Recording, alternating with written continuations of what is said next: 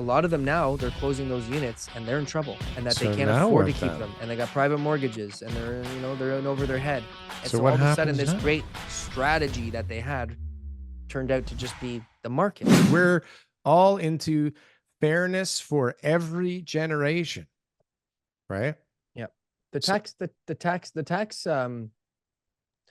taxes that are paid on capital gains, right? yeah.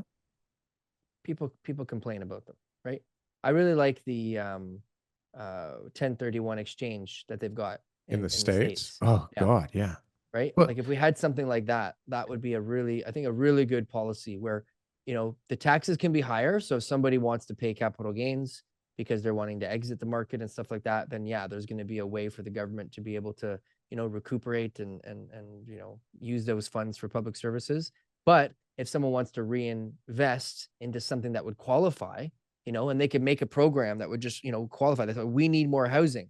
It's like the perfect sort of like segue here is like, how do we get people to invest in more housing? Okay, great. Let's raise the capital gains, make it so that it's really painful for those who need to be able to, you know, get out, which is what they're doing. But those who are investors who are serious, they can use that money and avoid the avoid capital it. gains Yeah. by putting it into something else, as long as they do A, B, and C in order to be able to re-stimulate the economy and build more housing. Like it would be the perfect sort of system, because it's safe to say Build more. government is not going to build any housing.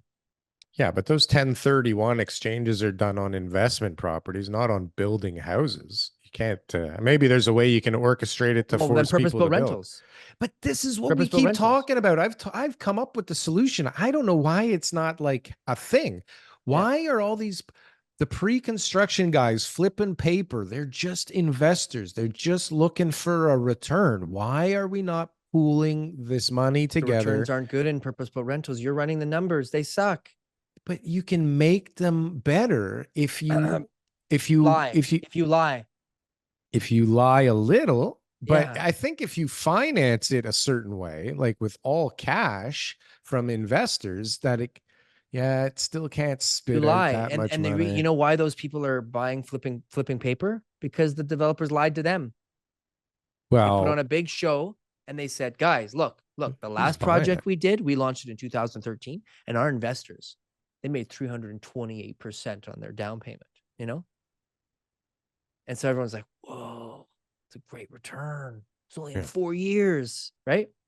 And then all of a sudden, they say, well, this time around, you know, we're expecting the growth of the city to go, and then the rents to go, and that, you know, the maintenance will go, and that the timeline will go. And everyone's like, wow, this seems great. And how much is the price? $1,600 a square foot. Oh, it's a little bit higher, but I mean, the last one went from 800 to 1,000. So if this one goes from 1,600 to 2,000, I'm going to make a lot of money. And there's a rental guarantee. And there's a rental Just guarantee. in case. Perfect. I'm covered on So every that's why these basis guys here. are buying these. Like Darryl, the average person, even the ones that I've met who are really experienced in buying pre-con, a lot of them are very, very, very simple-minded. They're not, you know, they bought a bunch, they took a big chance, they doubled down, and then they did really well, and they got it done, and they made a bunch of money. But a lot of them now, they're closing those units and they're in trouble, and that they So can't now afford to what keep then? them, and they got private mortgages, and they're in, you know, they're in over their head. And So so what all of a sudden, happens this now? great strategy that they had turned out to just be the market. Well, I So mean, this is I don't think those true. people exist anymore. I don't think that those people making money, pre-con, flipping paper, all that kind of stuff is an actual Thing. investor profile. So, but here, check this out. Since 2019, Canada's population growth has risen by around 1.1 million, or 35% more than housing availability could accommodate. The increase has eclipsed labor force needs by between 200 and 700,000, or between 5 and 20%. So, like, where's the scenario where like affordability creeps back in and prices actually come down? Like, what happens to all the, do we just get bigger tent cities? So what Where you're do trying to these say, people go? They What you're can't trying. fit all these people into the existing. And there's no fucking reason for anyone to build a condo or for anyone to build a purpose-built rental now, right?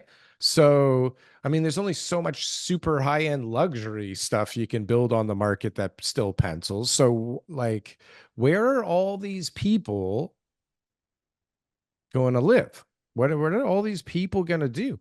And there's more coming, right? Well, Like the I mean, math I don't doesn't want to work. sound like a broken record here, but the bottom line is the people who are coming, that population growth, they're like, there's a lot of people living in these houses, man. I'm telling you, there's a lot They're of people living that in these houses. jam-packed? They're jam packed, you know. Jam-packed. When you get your Is this house, how it right? was after World War II? You get your house, and then you invite your brother over with his kids, and then you got, you know, their kids, and now you got like 8, 9 people all living in the same house. Hmm. You know, and you're going to Yeah. do that. My Yeah, grandparents did that. maybe when you did it before, after a couple years, you were able to, you know, your brother or sister, whatever, was able to buy their own place and get out. Maybe 20 Mhm. years ago, that was the case. But these days, that's not the case. No, you're These days, saving up you're to going to be in one of be, these office conversion co-op you're going to be deals. in that house for a lot longer with those people, you know? Oy, this So is there's so just the horrible. number of people per household is going to start to rise, which it was going down. Is And there that's the no thing way is, to make this work, make we these were very numbers work? inefficient. We were very inefficient with our land, very inefficient with our housing. And as the baby boomers start to age and more of them, you know, start to pass, right, and their houses will become freed up, then we'll start to see that number go down again. But we're going to see it go up. I mean, that's just like, it's not like it's just math. It's just simple math. If there's a certain amount of houses and a certain amount of people, if you increase the amount of people, but you don't increase the amount of houses, it means there's more people in those houses. It's very simple. Hey guys, thanks for watching our clips channel. Why don't you go and check out some more clips? We got lots of other good content somewhere over here. Don't forget to like, comment, and subscribe. Boom. That was good. That was good. That was good. I like that. That was good.